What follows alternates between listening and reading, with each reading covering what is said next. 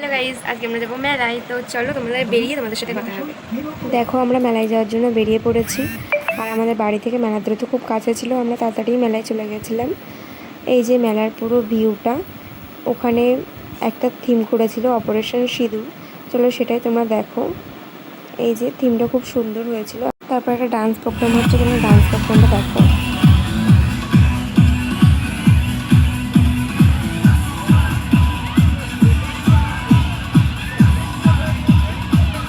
তারপরে আমরা ফুচকার লাইনে দাঁড়িয়ে পড়েছিলাম। আর এই হলো আমাদের টিমের সবথেকে ছোট সদস্য।